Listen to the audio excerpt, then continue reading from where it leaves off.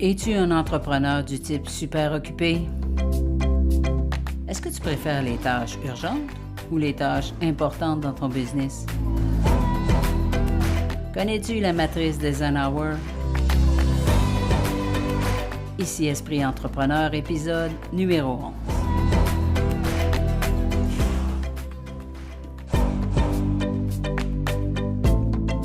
Bienvenue sur le podcast Esprit Entrepreneur, un podcast où on va parler ensemble d'entrepreneuriat, de leadership personnel et de tout ce que ça prend pour créer et faire grandir ton entreprise. Ici Suzanne Rondeau, ex-salariée ultra performante, motivée, enthousiaste au travail.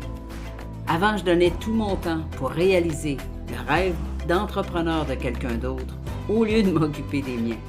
Mon rêve à moi, j'ai toujours voulu travailler à l'étranger, aller vers l'autre, changer les choses pour avoir un impact et me sentir utile. Une belle définition d'entrepreneur, pas vrai? Alors, après des années assise entre deux chaises à hésiter, échouer et me questionner sur mes vrais buts, je me suis finalement lancée et suis aujourd'hui à la tête d'une entreprise qui a du sens, la mienne. Plus heureuse que jamais dans ma vie, le summum, c'est que je peux travailler de n'importe où dans le monde, aider un maximum d'entrepreneurs par des formations en ligne et du coaching d'affaires. La mission du podcast Esprit Entrepreneur, proposer des astuces et des moyens d'action pour propulser ton entreprise à appliquer directement pour que toi aussi, tu puisses vivre tes rêves. Alors si tu es un entrepreneur ou que tu penses à le devenir, le podcast Esprit Entrepreneur est exactement pour toi. La liberté et les rencontres sont les deux moteurs de ma vie, l'essence d'Esprit Entrepreneur.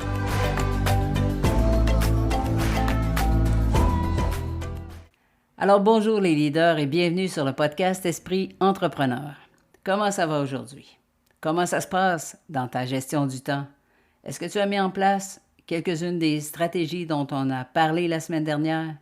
Je sais qu'au fil du temps, on est plusieurs à avoir adopté le multitâche, un message qu'on nous a tellement répété dans le salariat et qu'on peine à s'en séparer quand on a fait le saut dans l'entrepreneuriat. Même si, lorsqu'on débute, on est souvent seul dans son entreprise et qu'on doit tout faire, j'entends par là toutes les tâches, il est beaucoup plus avantageux de s'investir dans une tâche et de la compléter plutôt que de disperser son temps et son énergie à travers 12 tâches à faire en 1 heure et finir la journée découragé de ne pas avoir mené un seul dossier à 100%. Enfin, c'est ma vision des choses. Mon dos, je me rappelle avoir travaillé dans une grande structure publique où ma supérieure m'avait dit « Ne t'en fais pas avec le fait de ne pas finir les tâches parce que moi, ça fait 28 ans que je travaille de cette façon-là. » Je t'avoue que c'est un message qui m'a un peu refroidi. Alors, le podcast de cette semaine, qui s'intitule « La priorité des priorités, c'est quoi? » C'est un peu la suite de l'épisode numéro 10 finalement, puisque cette semaine, nous allons parler des priorités ou plutôt comment mettre en place un système de gestion des priorités afin d'atteindre tes objectifs. Comme entrepreneur, on veut tous progresser et faire grandir son entreprise et c'est là que des systèmes tels que la gestion des priorités devient ultra importante et c'est ce dont on va parler. Comment établir la top priorité des tâches à faire quand tout est important?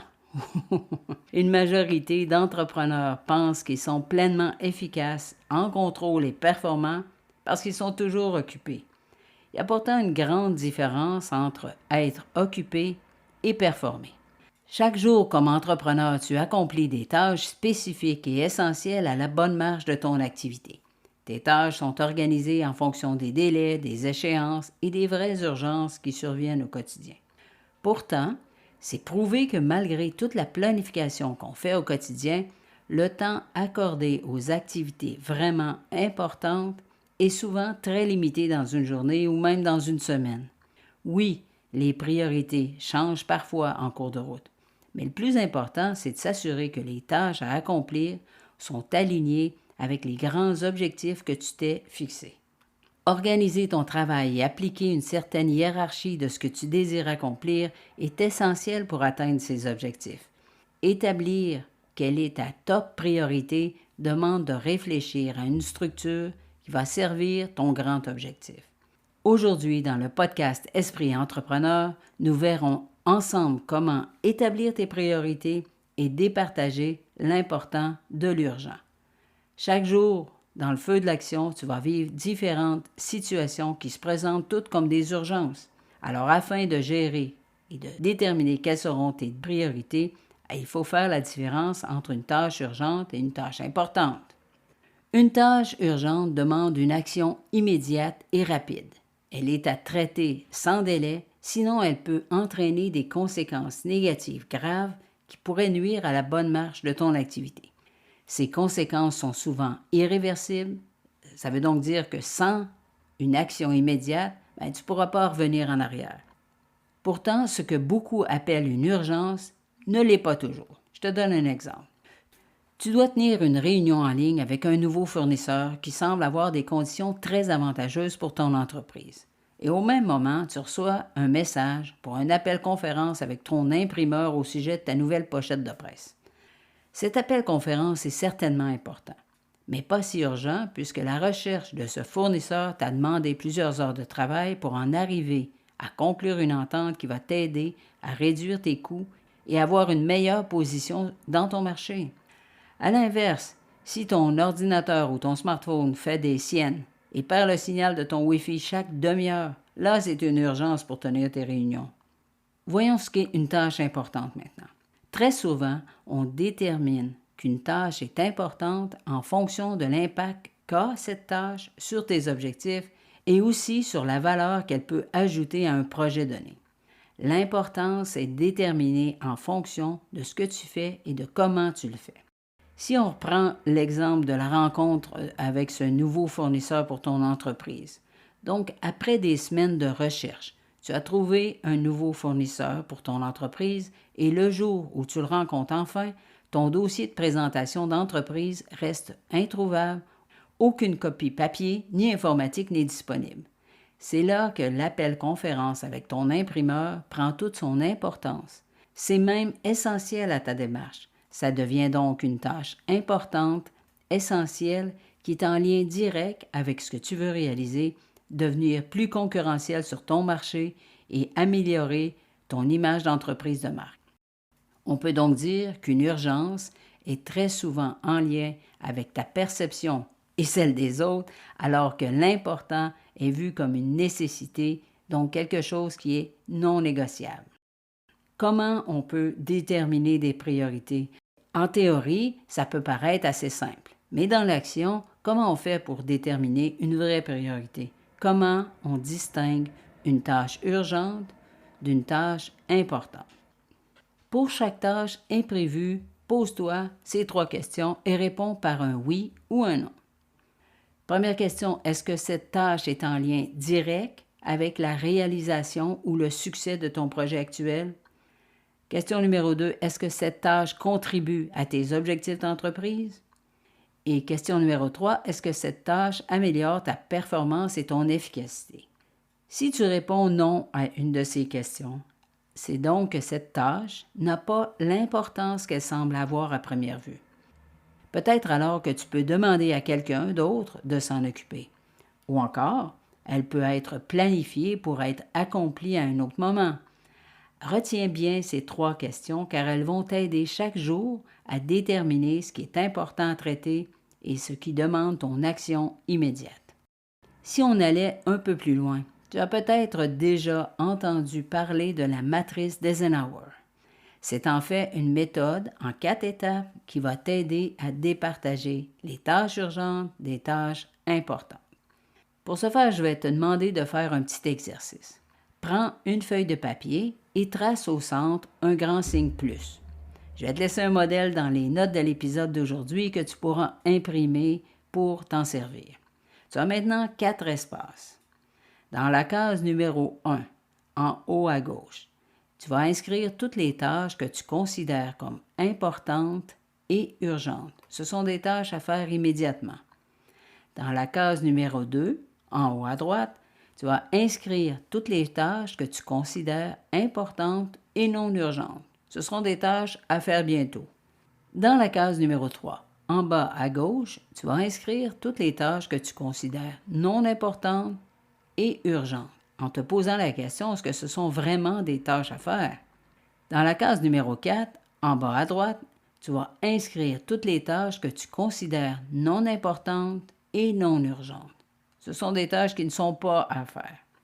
Si on allait un petit peu plus loin, une tâche à faire immédiatement, donc une tâche de la case 1. Ça, c'est quelque chose qui est urgent et important à faire. Ce sont des tâches top priorité, celles qui doivent être faites en premier. Ce sont des tâches en lien direct avec des priorités d'entreprise. Je te donne un exemple. Une crise survient dans ton entreprise ou encore tu dois absolument tenir une réunion sur l'avancement de ton projet. Dans les tâches de la case numéro 2, qui sont des tâches à faire bientôt, ce sont plutôt des tâches qui sont non urgentes, mais qui sont importantes. Donc, c'est un type de tâche qui est en lien avec tes priorités d'entreprise, mais qui ne demande pas que tu prennes une action immédiate. Donc, pas d'action sur le champ. C'est une tâche importante, mais qui n'est pas urgente. Je te donne un exemple. La planification de ton calendrier annuel de publication des réseaux sociaux est une tâche qui est très importante, mais qui n'est peut-être pas si urgente. Une tâche de la case numéro 3, est-ce vraiment à faire, est une tâche qui est urgente, mais qui n'est pas importante. Elle n'a souvent pas beaucoup de lien avec ton objectif final, même si elle demande d'être réalisée sous peu. Si tu choisis de l'exécuter quand même, alors essaie de ne pas prendre trop de temps ou demande à quelqu'un de s'en occuper. Je te donne un exemple. Organiser le prochain 5 à 7 pour un collègue ou encore préparer le prochain party de Noël alors qu'on est en novembre, c'est certainement une tâche plus urgente, mais qui n'est pas si importante. Les tâches de la case 4, donc des tâches que c'est pas vraiment à faire, ce sont des tâches qui sont ni urgentes ni importantes. Idéalement, cette tâche doit être mise de côté pour l'instant ou transférée à quelqu'un d'autre. C'est pas à toi de t'en occuper. Je te donne un exemple. Soit faire des appels de courtoisie à des clients ou des fournisseurs, ou encore le bavardage sur le dernier film de Tom Cruise sont des tâches qui sont ni urgentes ni importantes. Utiliser cette structure et écrire les différentes tâches à exécuter, que ce soit toi ou les autres qui les décident, va t'aider visuellement à déterminer ce que tu dois faire aujourd'hui et ce que tu peux décaler dans le temps. N'hésite pas à télécharger le modèle que je vais te laisser dans les notes de l'épisode. Même si tu fais l'exercice d'utiliser la matrice d'Eisenhower, voici quelques astuces de plus pour mettre en place tes priorités et t'assurer d'atteindre tes objectifs. Numéro 1. Négocie les dates pour exécuter la tâche. Pose-toi la question, et à ton équipe au besoin, est-ce que c'est vraiment si urgent? Numéro 2. Regroupe les tâches similaires, parce que de cette façon, tu vas sauver un temps précieux. C'est plus facile de faire 3 tâches qui sont presque identiques au lieu de séparer son énergie et son temps en 3 tâches totalement différentes qui demandent une concentration et une implication différentes. Numéro 3. Informe les autres du fait que tu as déjà plusieurs priorités. Plus tu es clair sur ce que tu dois rendre, mieux c'est. Les autres ont peut-être des priorités qui veulent te transférer, mais garde toujours en tête ton plan de match à toi. C'est de cette façon que tu vas atteindre tes objectifs. 4e astuce, demande de l'aide. Peu importe la taille de ton équipe, n'hésite jamais à demander et à transférer des tâches qui peuvent être exécutées par d'autres. Ça va te libérer un temps précieux qui va te permettre de rester focus sur ce qu'il y a à faire vraiment.